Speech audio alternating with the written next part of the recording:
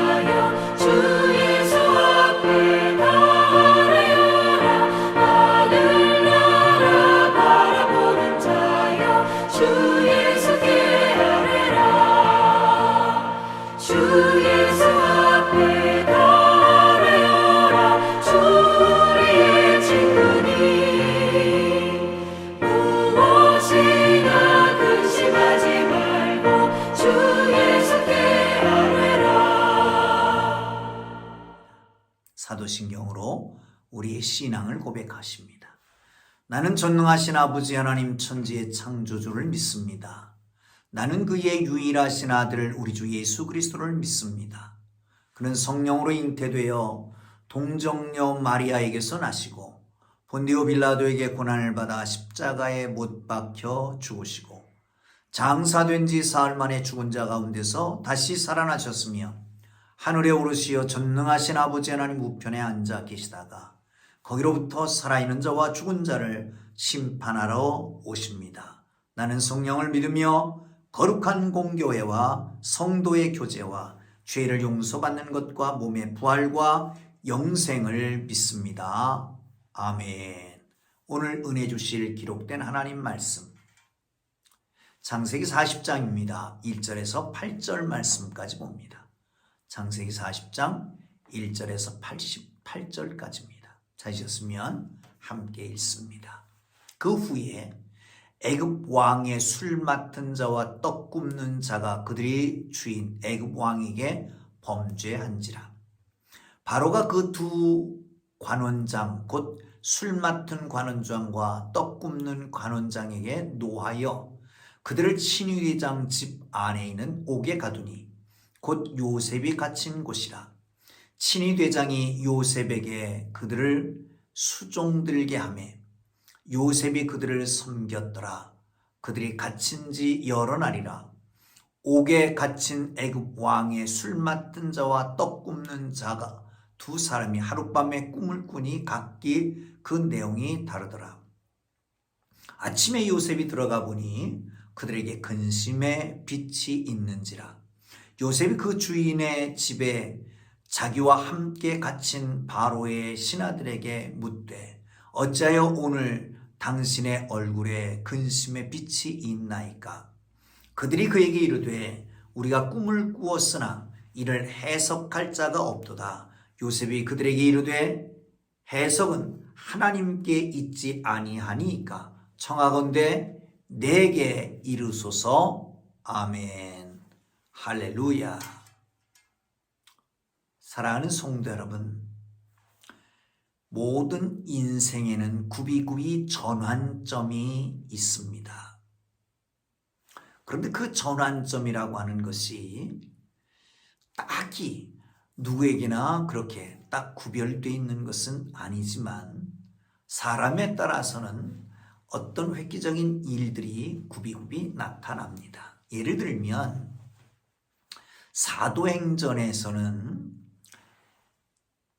너희가 성령을 받으면 권능을 받고 예루살렘과 유대와 사마리아와 땅 끝까지 이르러 내 증인이 되리라 라고 말씀하는데, 보세요. 예루살렘 사역이 끝날 때쯤 되어서 이제 예루살렘과 사마리아와 땅끝까지 이르러 내 증인이 되리라 라고 말씀하시는데, 예루살렘을 사역이 끝날 때쯤에서 스데반이 순교를 하게 됩니다. 그리고 그 사역이 사마리아로 넘어가게 되지요. 여러분, 그런가 하면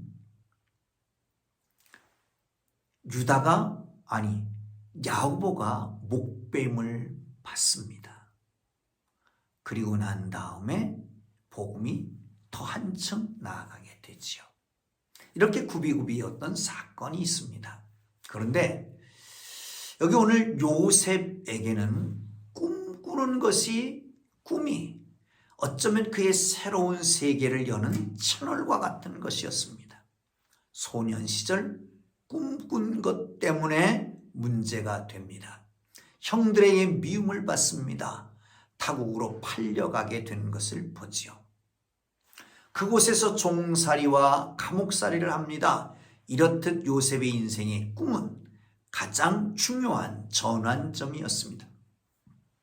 그런데 이제 본문에서는 다른 사람의 꿈으로 새로운 스토리가 전개되고 있는 것을 볼 수가 있습니다. 자, 1절을 한번 보실까요? 그 후에 애굽 왕의 술 맡은 자와 떡 굽는 자가 그들의 주인 애굽 왕에게 범죄한지라.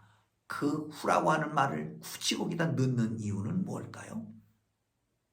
어떤 일이, 어떤 사건이 있은 다음이라고 하는 거지요. 이 앞의 사건은 뭘까요? 간수장의 신임을 받습니다.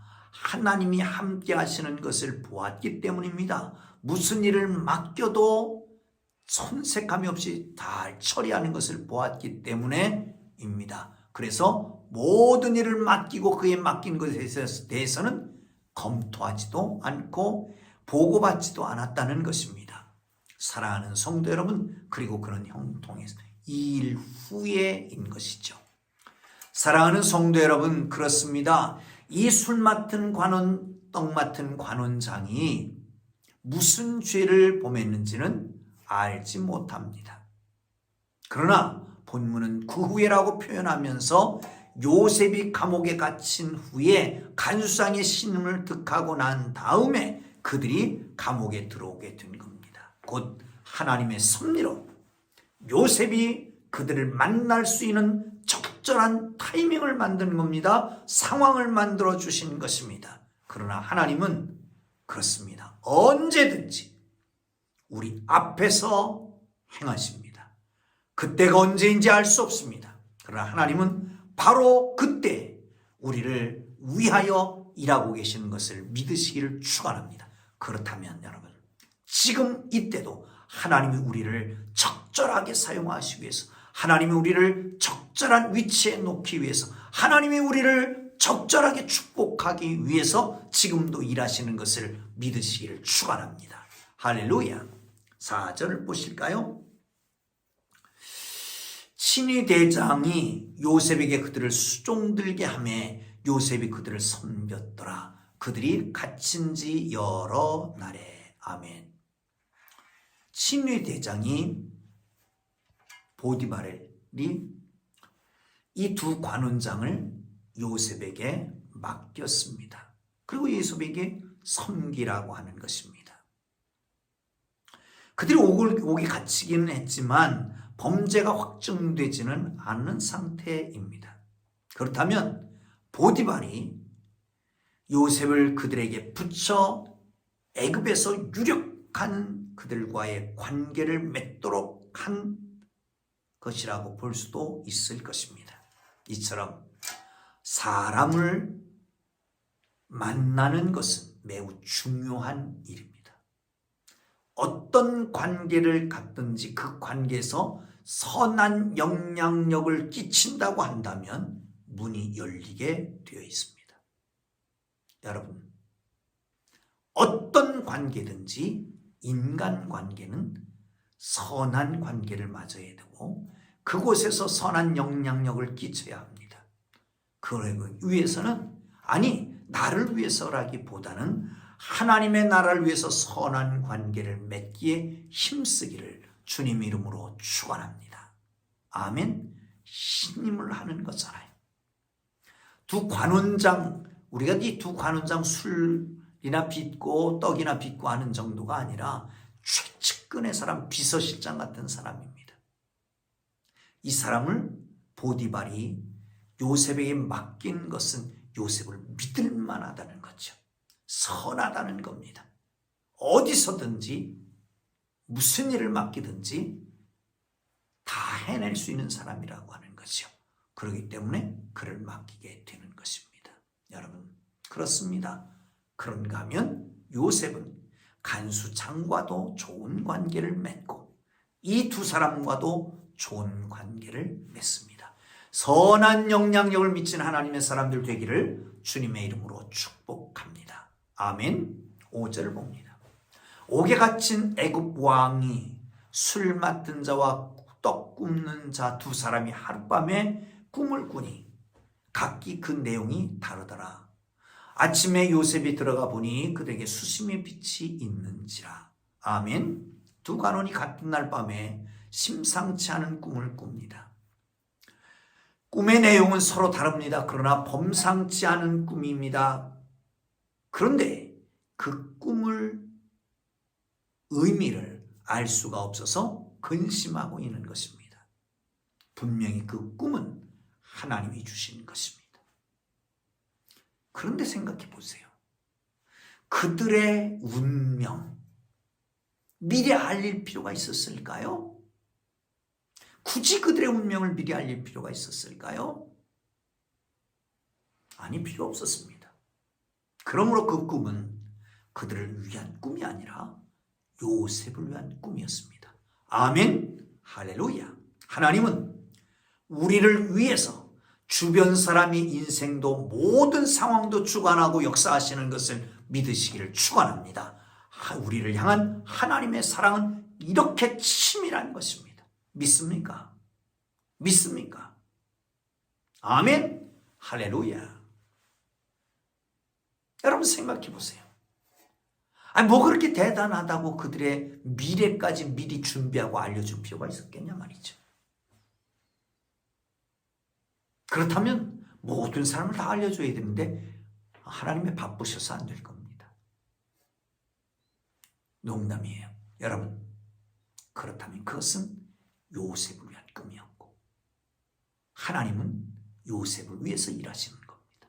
하나님은 하나님의 사람을 위해서 일하십니다. 하나님은 하나님의 사람을 위해서 주변 사람들의 인생도 모든 환경도 주관하시고 역사하신 하나님 것을 믿으시기를 축원합니다. 이 사랑을 깨닫고 누리며 살기를 바랍니다. 할렐루야. 7절 함께 보죠.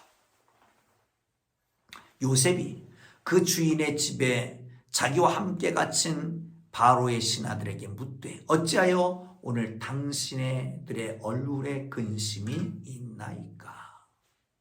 아침에 들어가 보니까 수심이 가득한 거예요. 얼굴이 좋아 보이질 않는 거예요. 무슨 일이 있는 게 확실하다는 거죠. 그래서 묻습니다. 오늘 보니까 안색이 좋지 않은데 무슨 일이 있으십니까? 요셉은 두 관원의 얼굴에 근심을 알아차립니다. 그렇다면 평소에 그들에게 깊은 관심을 기울이고 있었던 것을 볼 수가 있습니다. 그것은 형식적인 관심이 아니었습니다. 성심 어린 관심이었습니다. 진정성 있는 관심이었습니다. 요셉은 자기에게 맡겨진 일에 형식적으로 감당하는 것이 아니었습니다. 그런 사람이 아닙니다. 무슨 일이든지 마음을 다해서 주께 하듯 감당하는 사람이었습니다. 사랑하는 성도 여러분, 하나님은 이렇게 행하는 사람을 위해 하나님 더 큰 일을 맡기시는 걸 믿으시기를 축원합니다. 할렐루야. 무슨 일을 하든지 어디에 있든지 주께 하듯 하고 사람에게 하듯 눈가림만 하지 아니하는 신실한 하나님의 사람들 되기를 주님의 이름으로 축복합니다. 할렐루야. 할렐루야. 이제 요셉이 그들을 근심케 한 것이 꿈이라고 하는 사실을 듣게 됩니다. 그리고 이렇게 얘기하죠. 한번 보십시오. 맨 마지막 8절입니다. 그들이 그에게 이르되 우리의 꿈을 꾸었으나 이를 해석할 자가 없도다. 요셉이 그들에게 이르되 해석은 하나님께 있지 아니하니까 청하건대 내게 이르소서. 아멘. 꿈의 해석을 할 사람이 없다고 하니까 이렇게 얘기합니다. 내게 이르십시오. 꿈의 해석은 하나님께 있습니다. 꿈의 해석은 하나님께 있습니다. 이 말 속에는 당신들의 운명도 하나님께 있습니다 라고 하는 말입니다. 하나님께서 그 운명을 알고 계시다. 하나님의 뜻이 있다라고 하는 것입니다. 요셉은 하나님의 모든 사람의 인생을 주관하심을 확신했습니다. 이 말 속에는 비록 죄수이지만 그가 꾸었던 꿈처럼 언젠가 하나님이 자신을 높이실 것도 확신하고 있었다는 것입니다. 하나님은 모든 인생의 주관자이심을 믿으시기를 축원합니다. 어떤 상황에서도 하나님을 신뢰하며 의지하며 나갈 수 있기를 주님 이름으로 축원합니다. 꿈의 해석은 하나님의 손에 있습니다. 아니, 우리의 인생은 하나님의 손에 있습니다. 생사화복이 하나님의 손에 있습니다. 내가 모든 일들이 하나님의 손에 있습니다. 할렐루야. 사랑하는 성도 여러분, 요셉에게 있어서는 꿈은 이정표 같은 것이었습니다. 도무지 길이 보이지 않을 때에 하나님은 요셉을 꿈으로 인도하셨습니다. 어디로 가야 할지 모를 때, 막막한 현실이 다가올 때 하나님의 모든 꿈이 담겨있는 말씀, 성경, 그것으로 이정표를 삼게 되기를 주님의 이름으로 축원합니다. 성경 말씀은 하나님의 꿈이 담겨있는, 비전이 담겨있는 이정표와 같은 것입니다. 이 말씀을 오늘도 붙잡고 승리하기를 주의 이름으로 축원합니다. 할렐루야, 할렐루야. 사랑하는 성도 여러분, 그렇습니다. 기도하겠습니다. 아버지 하나님, 꿈으로 요셉을 인도하셨던 하나님, 꿈으로 인생을 설계하고 구비구비마다 꿈으로 역사하셨던 하나님, 이제 하나님 아버지 간절히 주님 원하오니 하나님께서 모든 것을 다 준비해 놓고 앞서서 가시면서 행하시는 것을 믿게 하여 주옵소서. 아버지 하나님, 간절히 하나님 앞에 원하오니 어디서든지 무슨 일 하든지 어떤 사람이든지 좋은 관계를 맺고 선한 영향력을 미치게 하셔서 하나님의 일을 이룰 수 있도록 도와주옵소서. 오 주님, 간절히 하나님 앞에 원하오니 주님, 하나님께서 하나님의 백성들을 위해서, 나를 위해서, 여러분을 위해서, 모든 하나님의 사람을 위해서 주변의 사람들의 인생도 상황도 주관하시고 역사하시는 것을 믿게 하여 주옵소서. 오 주님, 무슨 일이든지 성심성의껏 행하고 나아가는 저희들 되도록 인도하여 주옵소서. 힘들고 어려울 때마다, 갈 바를 알지 못할 때마다 하나님의 음성에 귀를 기울이고 하나님의 말씀 앞에 서게 하여 주옵소서. 오늘도 인도하실 주님을 찬양합니다. 예수님 이름으로 기도합니다. 아멘. 하늘에 계신 우리 아버지, 아버지의 이름을 거룩하게 하시며 아버지의 나라가 오게 하시며 아버지의 뜻이 하늘에서와 같이 땅에서 이루어지게 하소서. 오늘 우리에게 일용할 양식을 주시고 우리가 우리에게 잘못한 사람을 용서하여 준 것 같이 우리 죄를 용서하여 주시고 우리를 시험에 빠지지 않게 하시고 악에서 구하소서. 나라와 권능과 영광이 영원히 아버지의 것입니다. 아멘. 주님 부르고 기도하시다가 자유롭게 돌아갑니다. 주여, 주여, 주여.